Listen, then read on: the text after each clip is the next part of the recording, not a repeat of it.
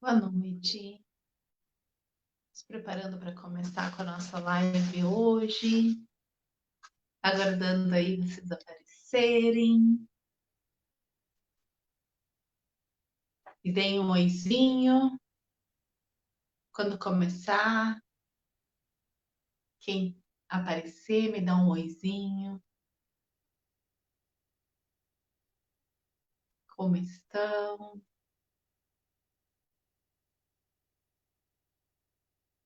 Aguardar um pouquinho, esperar para nós termos mais pessoas.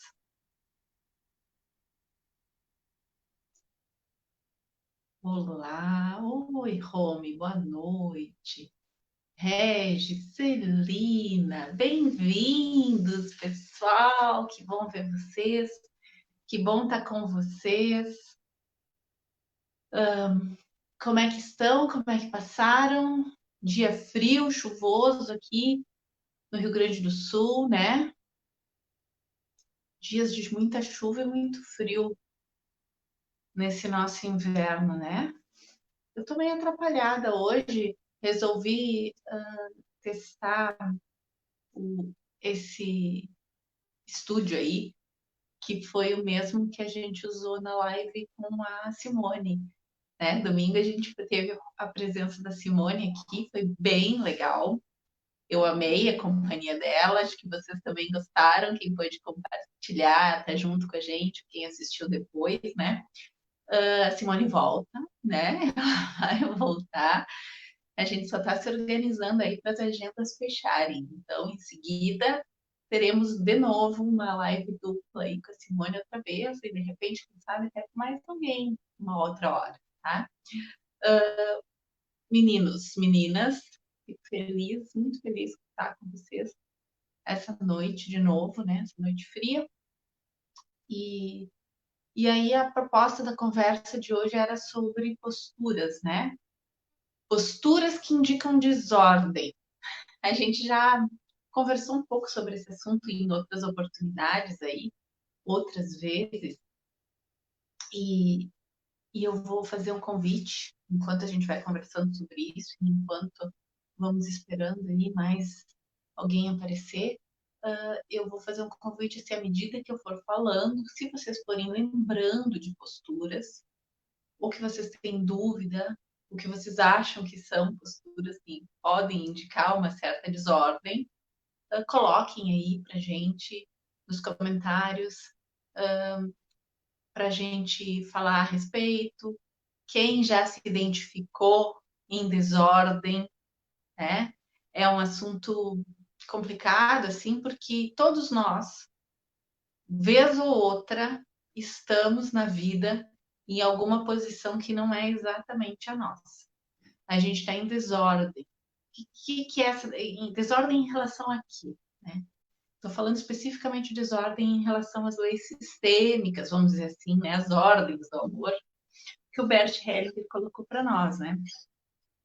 Mas essas desordens, elas falam muito do lugar que a gente ocupa, tanto na família quanto nas outras situações do dia a dia, né? A gente não vai falar só de situações de família, mas muito de situações de família também.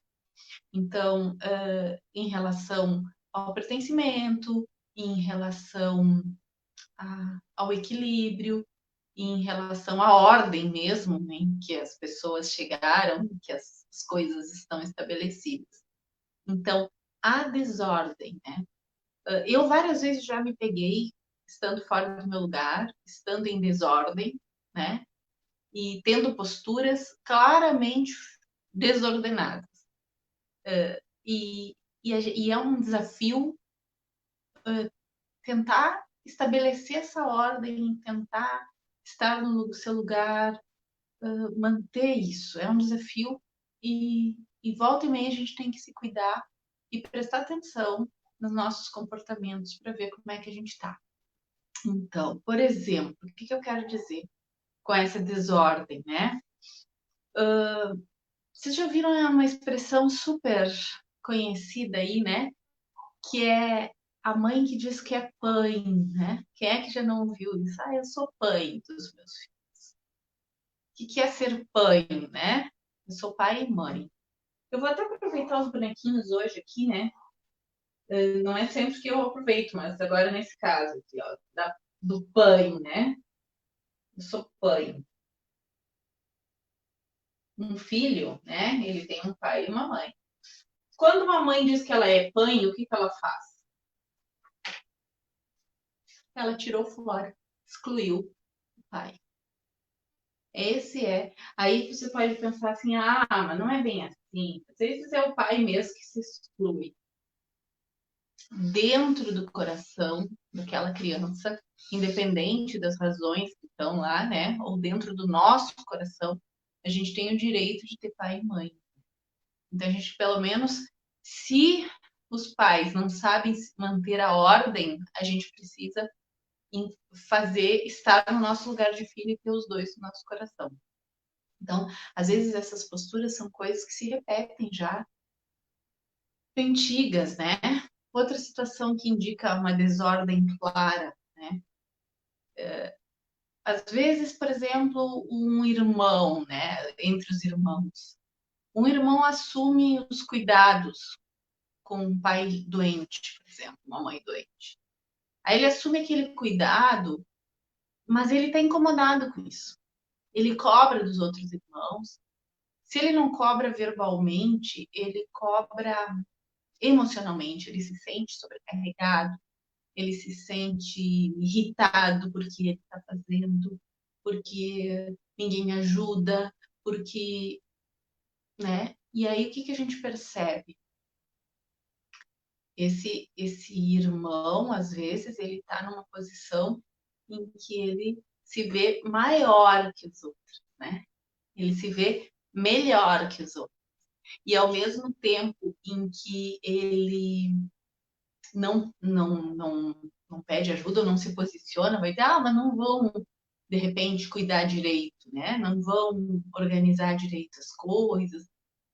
Ele não abre mão do poder de ser o cuidador, porque isso dá um certo poder, uma certa importância. Então, às vezes, a gente estar na ordem é a gente baixar um pouco a bolinha e perder um pouco a importância, mas ganhar leveza, né? Então, não é o deixar de cuidar, porque às vezes a situação familiar se arranjou daquela forma, mas saber pedir ajuda, seja ela uma ajuda física, ou seja uma ajuda financeira, ou seja ajuda que for, né? Mas saber dividir e perder a sua importância, né? Às vezes acontecem essas dinâmicas. Claro que tem muito mais coisa, estou falando de uma maneira muito genérica, né? Boa noite, Giovanni. Entrou aí, se te puderem ajudar nas observações, e aí eu pedi para quem mais se perceber posturas nossas que indicam desordem dentro das relações, né? Que a gente está ocupando posições que não são nossas, está fazendo situações, enfim, né? Tem uma outra situação muito típica de desordem. Então, quem se identificar com alguma situação, né, veja, né, o que isso está lhe dizendo, né, o que eu posso fazer a partir de então. E também quem quiser fazer um comentário, e eu gostaria muito que fizesse, pensasse, de exemplos, né? Pode ser exemplos que vocês conhecem de situações de desordem familiar, né? Ou situações em que vocês já se viram na desordem. Eu muitas vezes me vi em situações de desordem. Outro exemplo típico de desordem, né? Às vezes o filho tem uma namorada, né? E o pai daquele filho diz assim: ganhei uma filha, não é? A gente não diz isso, não vê a gente dizer, ou casa, eu ganhei um filho, ganhei uma filha. Olha só, vamos pegar os bonequinhos de novo, né? Vamos imaginar aqui outro casal, né? Este casal aqui tem essa filha, né? E aí vem este outro casal aqui com este filho. Os dois se casam ou namoram, né? Como queiram. E aí este casal diz aqui: ganhamos um filho. O que eles fazem com isso? eles tiraram o outro casal da jogada. Eles querem ocupar o lugar. Eles puxaram para ele, né, uma situação que não é. Né? Percebam, não é o gostar da pessoa, simpatizar com ela. É um respeito pelo sistema familiar. Né? É uma questão de respeito àquele sistema familiar.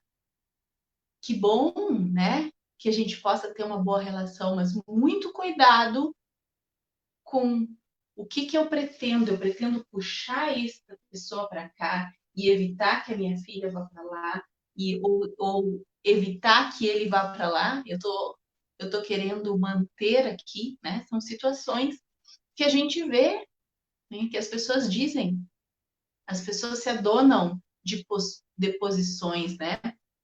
E às vezes, nesse caso aqui, ganhamos um filho. Se esse filho tiver queixas em relação aos pais dele, muito provavelmente ele vai se bandear mesmo para este lado.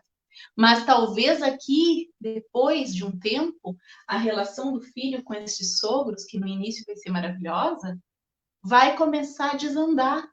Porque se ele tem queixas em relação aos pais dele, mal resolvidas, e agora ele ganhou novos pais, né? Porque se substituíram, aquelas queixas ele vai trazer para cá. E as brigas vão começar aqui também. Né? Então, são as desordens, as posturas que a gente vai tomando que indicam desordens dentro da situação, né? O namorado dos pais, né? Às vezes um casal tá namorando, mas esse aqui tem uma filhinha. Aí esta aqui diz que a filha é dela, a filha é dela. O que ela tá fazendo? Ela excluiu essa aqui e também, né, deu chega para lá ali também no marido, né, no namorado. A gente está ocupando posições que não nos pertencem. A gente precisa tomar muito cuidado para manter o respeito e saber o nosso lugar e as relações e as posturas que ajudam a relação. Porque quando eu estou me ocupando de coisas que não dizem respeito à minha vida, eu fico cansada, eu não tenho energia para fazer as minhas coisas, né? Natural que eu não tenha energia para fazer as minhas coisas, porque eu estou me ocupando de coisas que não são minhas, né? Muitas vezes também outra situação, né? O pai enviuvou, por exemplo, né? Muito comum. O pai enviuvou e ele é relativamente jovem ainda, ou enfim, né? E aí ele arruma uma namorada. E aí a filha, né? E aqui o pai fora do lugar, ó, muito legal. O pai enviuvou e ele arruma uma namorada, né? Aí chega a filha adulta, né, dele e, e ela diz que ele não pode ter namorada. Não quero que ele tenha namorado. O que eu estou fazendo? Porque quando eu tenho um pai e uma mãe, né? Eu tenho um pai e uma mãe. Então vamos imaginar que essa aqui é o pai e a mãe dela, tá? Eu tenho um pai e uma mãe. Esses são os pais certos para mim, né? Mas aí a mãe morreu. Aí esse pai arrumou uma namorada. Nenhuma outra mulher vai substituir a minha mãe. Mas quando eu não quero e não permito aquele namoro, das duas uma. Ou eu estou querendo ocupar o lugar da minha mãe, ou eu estou querendo ocupar o lugar da minha mãe. Ou se, por exemplo, eu acho que esse pai não me deu tudo que ele tinha para me dar, eu preciso de atenção, eu estou pequenininha querendo o pai para mim. O que eu quero quando meu pai, que aconteça com meu pai depois que a minha mãe morreu, ou enfim, ou que a situação terminou? O que eu quero? Eu quero que ele se deprima e morra também? Ou pare a vida? Ou de repente passe a depender de mim, da minha atenção? Viva para mim, de repente, que ele não, não possa mais ter as alegrias da vida, sejam elas da forma como ele escolher. Olha o respeito em relação à hierarquia, né, gente? A ordem, quem chegou primeiro, né? Quem é maior. O que eu pretendo? Então, são coisas assim que a gente precisa aprender exatamente qual é o nosso lugar. E que posturas ajudam ou não. É uma questão de respeito. Agora mesmo, quando a gente vê, por exemplo, os idosos, né? Voltando ao papo dos idosos, tão mal tratados por nós, né? Tão desrespeitados por nós. Muitas vezes um idoso ou uma idosa vive sozinho na sua casa e ainda tem condições de se virar. Só que a gente chega lá, no auge da nossa arrogância, e diz para eles o que eles têm que fazer, o que eles têm que comer, como que eles têm que se vestir, ou de repente a gente chega lá e diz, não, agora vocês vão morar em tal lugar, porque é melhor para mim. Eu estou querendo ser maior que eles, mãe deles, né? Se eles ainda têm dignidade, se eles ainda têm lucidez, aliás, né? Não dignidade, se eles ainda têm lucidez, por que eu quero tirar a dignidade e tratá-los como crianças, né? São posturas que indicam muita desordem. E isso vai pesando na gente, vai dificultando a nossa caminhada, né? Às vezes a gente se adona dos filhos dos outros, né? Quantas pessoas, por exemplo, os amigos dos filhos, é mais um filho meu. Não, não é meu filho, ele tem pai e tem mãe.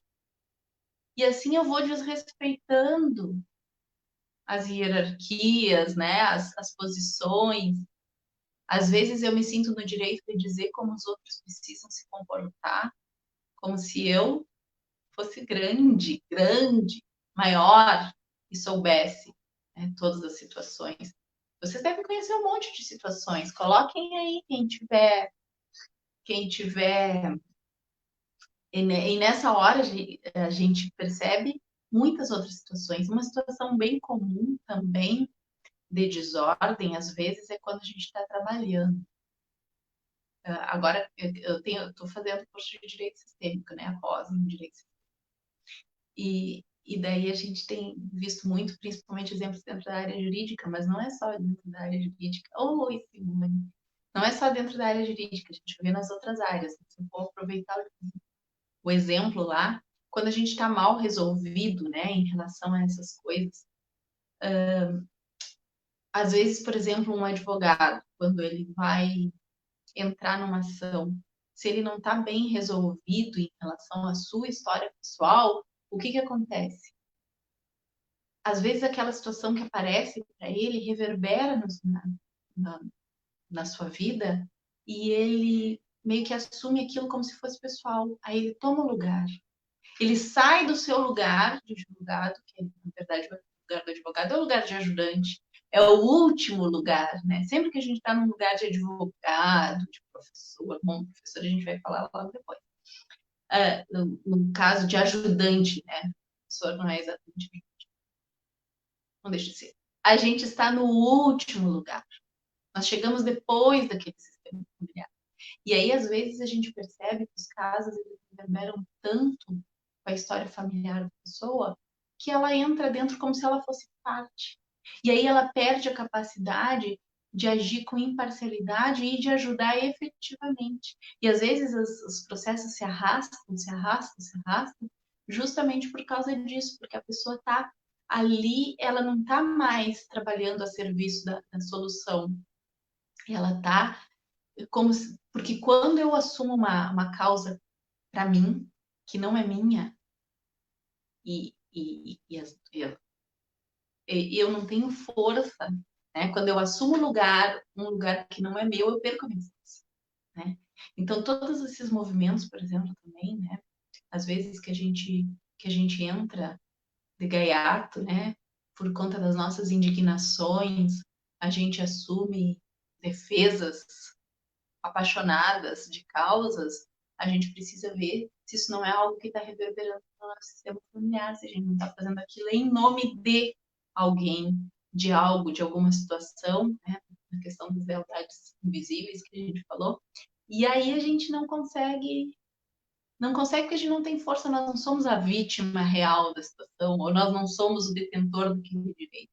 Eu posso ajudar quando eu estou na minha posição, no caso do advogado, de advogado, olhando de fora e conseguindo enxergar o todo. Mas a partir do momento que eu me emaranho, né, na, na, na parte, na história, eu perco. Eu perco a clareza. Né? Outra situação muito. O Sam Stott fala perfeitamente disso. Se alguém quiser conhecer um pouquinho mais disso, procura na internet, que vai ser bem legal. Outra situação que a gente vê muitas vezes, né, que eu falei dos professores, às vezes o professor também sai do seu lugar, sai do seu lugar de professor, e o seu lugar de professor ele tem muita força, mas é importante saber que ele é só o professor. E às vezes o professor também quer ocupar o lugar de pai e mãe, né? Quando ele julga a família, quando tem pena do aluno, né? Sempre que a gente tem pena de alguém, a gente acha que a gente seria um pai e uma mãe melhor, que a gente faria melhor naquele lugar. Então aí a pessoa sai do seu lugar e perde força, porque por lealdade aquele aluno é a família dele, não importa o que seja, é a família dele. E aí ele vai ficar arredio, ele vai ficar mais difícil ou ele vai se aproximar muito e criar uma situação de dependência extrema daquele professor. E o professor só vai conseguir fazer fluir o ensino quando ele se posicionar como o professor, olhando com respeito para o sistema familiar daquele aluno. Isso a pedagogia sistêmica lindamente explora essa área, né? Tem um texto da Daniele Leão que eu achei fantástico, né? Gente, estou esperando comentários, botem lá.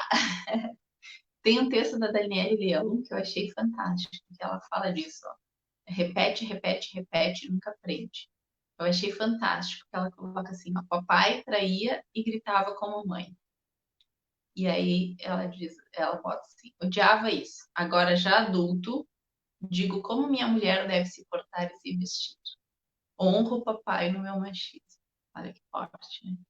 A gente repete, a gente odeia, mas a gente tem posturas que se remetem a uma desordem. Porque eu me achava melhor, eu achava horrível aquilo que ele fazia, eu julgava, e aí eu digo, jamais farei igual. Mas aí quando eu vejo, eu estou repetindo a situação. Ó, outro exemplo que a Daniela Leão colocou. Mãe castrava emocionalmente o papai. Eu a odiava por isso. Hoje, fujo do casamento e tenho acessos de raiva com mulheres. Honro o papai na raiva reprimida. Olha que forte, né?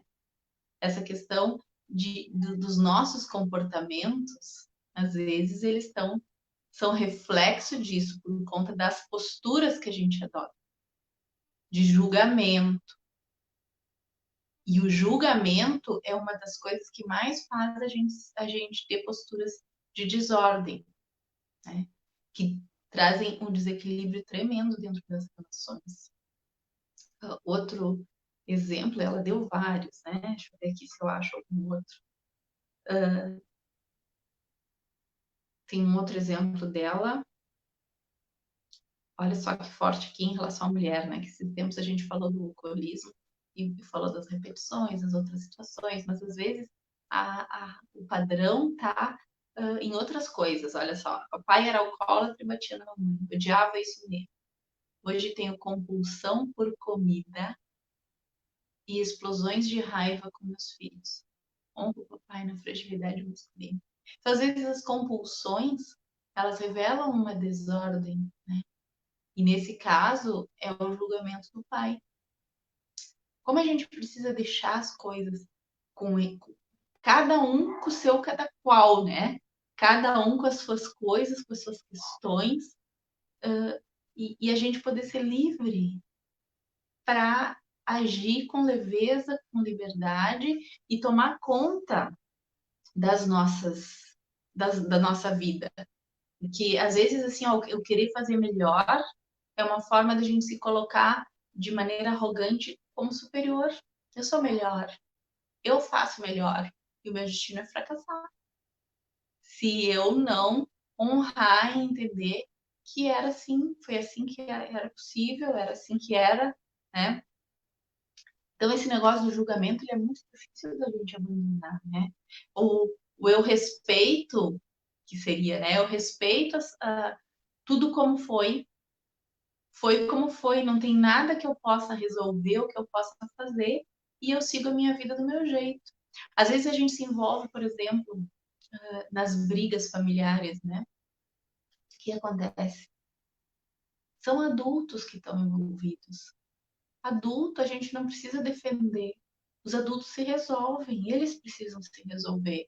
Claro que se é uma pessoa amiga, te pede um conselho, uma orientação, pode dar o teu conselho, da tua orientação, se ela te pedir, né? Ou de repente, se tu gosta muito das tuas pessoas, né? Que tu pode fazer alguma intervenção, mas respeitando a maturidade do outro. Porque às vezes a gente quer pegar e defender pessoas que não se defendem. Não se defendem porque não querem. Ou porque de repente estão numa posição infantil esperando que alguém vá lá e salve ele. Não, dois adultos que tiveram uma discussão, os dois têm que se resolver. Dois adultos que não conseguem conversar, eles que são grandes, eles que se entendam. E, e a gente respeita a postura de cada um, as escolhas que as pessoas fazem da vida. Agora a gente vê muita discussão. E às vezes a gente assume as defesas apaixonadas uns dos outros e cria situações assim, ó, que aumentam em muitas dificuldades no dia a dia dos relacionamentos, né? Tá certo, gente? Tá indo? Tô falando, falando. Não sei se tá indo. Me dei um oizinho aí se não trancou aqui o vídeo, mas me parece que não, né? Me parece que não. Então, às vezes, a gente fica querendo consertar as pessoas, né? Às vezes também, filhos adultos, a gente fica querendo fazer com que eles continuem crianças, né? A gente quer tratá-los e que a obediência é como se pequenos fossem. É necessário a gente ter noção que a partir de um certo momento a pessoa deve tomar as rédeas da sua vida e os pais devem favorecer isso. E a gente não precisa nem esperar, porque cabe a um filho ir em busca do seu pai e da sua mãe. Né? Então, se há algo que impeça as relações, esse algo pode se dar por várias razões. O que a Simone colocou? Às vezes os adultos, os pais buscam aliados entre os filhos. Esse comentário da Simone é perfeito, gente, porque o que acontece? Às vezes a gente coloca os filhos, a gente tira eles da posição deles de filhos, né? A gente quer que eles defendam as nossas ideias, a gente quer que eles nos defendam, um filho às vezes que nos defenda contra o próprio pai, né? Ou a própria mãe, a gente quer, enfim, e isso é uma desordem. O filho tem que ter o direito de ser filho. E também, quando a gente usa a questão de ser amigo dos filhos, esses dias a gente falou sobre isso, né? Ser amigo do filho. Pai é pai, mãe é mãe, né? É muito mais do que um amigo. Amigo é igual. Então, muitas vezes, quando eu busco essa amizade, o que eu estou buscando, né? Estou buscando me diminuir. E nessa busca por diminuição, muitas vezes está uma queixa que eu carrego contra meus pais. Porque eles não foram legais, eles não me deram aquilo que eu achava que tinha que me dar, né? E aí eu também não cresço emocionalmente e não permito e não ocupo meu lugar de pai, de mãe, porque é mais fácil eu ser amiguinha do que ser a pessoa que direciona e que orienta para a vida. porque nem eu, de repente, tenho um direcionamento e uma orientação. Então, quando cada situação é uma situação, né? Mas quando, por exemplo, os filhos crescem e às vezes eles não tiveram pais que ocuparam os seus lugares, por várias razões, né? Às vezes são dores que impedem o pai e a mãe de ocupar o seu lugar. Aí o que que acontece? Às vezes o pai e a mãe convocam aquele filho para ser seu pai e sua mãe. Tem um exemplo bem legal que foi daquela série In With Me, né? Eu já falei dessa série outras vezes, né? Tem um casal na série, eles são irmãos, né? Não é um casal romântico, eles são irmãos. E aí eles adotaram uma menina. Mas antes dessa história começar, o que aconteceu? O que levou eles? Tem a Marila, né? Que é a senhora, né? A Marila, o Matthew, que é o irmão da Marila, que era um irmão menor, e tinha um outro irmão, né? Eram 3 irmãos. Eu vou contar essa história porque essa história tem a ver com. Eu suponho que eles tenham um pai, né? E uma mãe. E nessa ordem aqui, que era a ordem de. Como é que se diz? De. Que chegou primeiro. A Marila era mais velha, tinha um irmão, não sei se ele era mais velho ou não, enfim. E tinha o Matthew, que era o menorzinho. Não sei o que houve com esse pai, não sei se ele morreu, mas esse pai não estava na história. O que aconteceu aqui? Este irmão morreu. Este irmão morreu. E esta mãe, ela não aguentou essa situação de morte. E aí ela entrou numa depressão profunda. Só que esse aqui, eu vou até tirar esse aqui e pegar um bonequinho menor. Porque ele era uma criança, né? Bem pequena. Então, essa mãe, ela não aguentou a situação do filho ter morrido e ela entrou numa depressão profunda. E ela não olhou mais para os filhos. E o que aconteceu com essa irmã? Ela se viu na obrigação de assumir o lugar da mãe na família. E aí, o que ela fez? Ela era jovem, ela tinha um prometido, vamos dizer assim, né? Um rapaz que ela amava. Ela desistiu do casamento, né? Desistiu do casamento total e ficou cuidando da mãe e cuidando do irmão. Ela ocupou o lugar da mãe e esse irmão, ele ficou depois, né? Ele mais velho, né? Então, ele também tinha uma pessoa que ele gostava. Agora perdi qual era o bonequinho que eu usei para representar ele. Vou colocar esse aqui. Ele também tinha uma moça que ele gostava, mas ele também não se casou com ela. Por quê?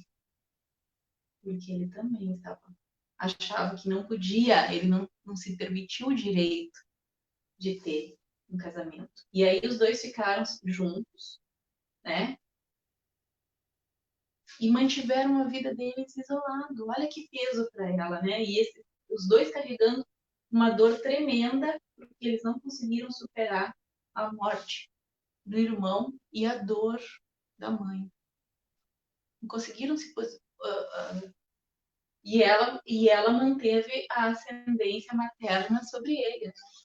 Interessante essas coisas, como a gente, ao não assumirmos o nosso lugar, que depois, enquanto ela era menor, talvez não pudesse fazer isso, mas depois de maior, eles poderiam ter resolvido. E até pela história, depois a gente percebe que eles meio que resolvem isso de uma outra forma, né? Quando a carruagem. Mas essas histórias estão presentes na nossa vida. A gente assume as dores, a gente assume posições, e às vezes essas posições que a gente assume, a gente é meio convocado a assumir. O Regis colocou, mudando, né? O Regis colocou um comentário aqui, ó. Crianças que brincam de adulto e adultos que brigam como crianças estão fora do lugar. A diferença é que as crianças sabem disso. Esse comentário do Regis é ótimo, né? Porque a gente percebe, às vezes nas brigas, né? Esses dias a Esther fez um comentário, né? Que às vezes os, os adultos brigavam como crianças. E é verdade. A gente briga como criança, mas será que a gente briga como criança? Ou quando nós brigamos, Às vezes, a gente não está sendo criança. São só as crianças, nossas crianças, que a gente deixa vir, que à tona, e a gente deixa falar e ocupar posições, e a gente não mantém a nossa postura, né? Então, né, são coisas que a gente pode pensar. Quais as nossas posturas ajudam, né? Estão na ordem, ou, em, ou, vamos dizer assim, perpetuam as desordens. Nosso sistema familiar está cheio de desordens, é normal que seja assim. Mas a gente hoje pode olhar e tentar fazer diferente, né? Olhar, reconhecer como foi e também, assim, quando a gente vai para o nosso lugar, há um desequilíbrio, porque o sistema se acostumou, né? Se acostumou com aquela maneira que a gente tem. Então, é incrível isso. Às vezes as pessoas que, por exemplo, no caso dos irmãos, né? Irmãos que de repente um irmão assumiu uma posição de pai e mãe, ele que manda, ele que determina. Se ele for para o lugar dele, os outros não sabem, né? Então demora um tempo para a coisa voltar, né, para o lugar.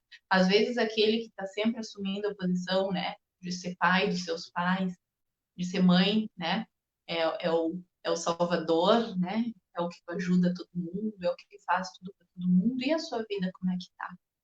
E aí quando ele se dá conta e olha para a sua vida, né, e reconhece a grandeza dos outros, às vezes os outros podem não gostar, vão dizer, mas tu não era assim. E a nossa tendência é querer voltar, né, a manter aqueles comportamentos. A gente precisa ter coragem também de repente, talvez, uh, aguentar uma certa culpa, né? A culpa de colocar em risco o nosso pertencimento, né? Mas para perceber que isso é o melhor para o sistema familiar, que isso vai fazer com que tudo flua de uma maneira melhor e que cada um vai assumir a sua posição e de que, de repente, a gente vai perder um pouco a importância deles, né? Mas às vezes é comum a gente ver, tu não era assim. Antes tu fazia diferente. Sim, fazia diferente, né? Um professor, às vezes, olhando, se colocando na posição de só professor, né? Ele perde um pouco de importância, mas olha quanto de grandeza e dignidade ele ganha. Ele está a serviço daqueles pais, está a serviço daquele sistema familiar para ajudar, né? Então, as nossas indignações, a gente tem que ver muito o que me indigna. Porque quando eu vou ajudar alguém, se eu estou indignado, será que eu vou estar a serviço mesmo da ajuda, da reconciliação, da paz, do reequilíbrio? Né? Às vezes, por exemplo, no caso de um pai que fala mal do outro, né? E aí, o que ele está fazendo quando ele está falando mal do outro? Ele está falando mal de mim. Se ele é meu pai, fala minha mãe, ele está falando do outro genitor. Então, eu preciso identificar que eu sou os dois, que faz parte, né? Que há os dois sistemas familiares em mim. E com todo respeito a esse pai que fala mal do outro, eu não preciso ouvir se eu sou adulta. Quando eu sou criança, eu não tenho como me defender. Mas se eu sou adulta, né? Eu não preciso retrucar, mas eu posso me distanciar e não ouvir. Porque essa é uma atitude que cura, né? Eu posso dizer para o outro, eu também sou. Vamos imaginar que seja a família Silva, né? E eu também sou uma Silva, né? E aí eu saio, não preciso ouvir mais. São pequenas coisinhas, né? Que podem fazer com que eu retome a minha postura, né? Retome, dá uma olhada, o que eu estou fazendo, onde eu estou fazendo, como é que eu posso melhorar, né? E quando eu sair do meu lugar, eu identificar que eu estou saindo do meu lugar, mas eu tenho um lugar, e é um lugar de força. Se eu me sentir cansada, sobrecarregada, sem força, eu tô fora do meu lugar. Eu vou contar para vocês uma história pessoal minha, né? Porque foi uma constelação minha, né? Então isso eu posso contar. Eu nunca vou esquecer porque eu tive uma professora maravilhosa. Essa constelação foi na formação e foi um perfeito num sacode em mim, né? Porque eu também era uma que estava sempre, como é que se diz? Querendo ajudar todo mundo, né? Sem perceber a minha postura arrogante e a poderosa, né? Até porque o meu sistema familiar também funciona assim, né? Necessário que eu reconheça isso. Então, o que que aconteceu, né? Era uma situação em que eu fui colocada entre duas pessoas da família, eram dois representantes, né, que estavam representando as duas pessoas da família que eu queria amparar. Duas pessoas grandes, adultas, maiores que eu, né? E a gente não percebe isso. E eu querendo amparar. E eu ali no meio das duas pessoas, né? O meu representante, né? E aí a, a Valéria é fantástica, né? Perguntando para o meu representante como é que ela se sentia e tal. E aí a pessoa diz, tô cansada, não aguento mais, eu não posso mais. E a pessoa assim, ai meu Deus, eu tô assim. Daqui a pouco a Valéria olhou para mim e disse assim, olha ali, por que que tu tá ali? O que que tu tá fazendo ali? Porque é uma decisão, não. O que que eu tava fazendo ali? Tão pequena, querendo me meter em questões que não me diziam a respeito, querendo corrigir pessoas adultas, maiores, querendo salvar e amparar pessoas que tinham as ferramentas, que se não tivessem as ferramentas, podiam se virar sem a minha presença. A minha presença ali só estava impedindo as coisas de fluírem bem para essas pessoas e para mim também. Porque a minha vida estava lá, em outro lugar, jogada, porque eu não estava olhando para ela. Então, assim, a gente precisa ter essa noção, né? O que que eu tenho que fazer aqui? Qual é a minha postura diante dessa situação? Qual é o papel que me cabe? Para onde eu tenho que ir? Para onde eu tenho que olhar? Eu posso ajudar? E qual é o limite da minha ajuda? Qual é a minha postura que vai manter as coisas em ordem? Essas são as perguntas que a gente precisa se fazer e ter a coragem de agir de acordo com as respostas. Foi um prazer, gente, estar com vocês aí, tá bom? Nos vemos na quinta-feira. Tchau, tchau.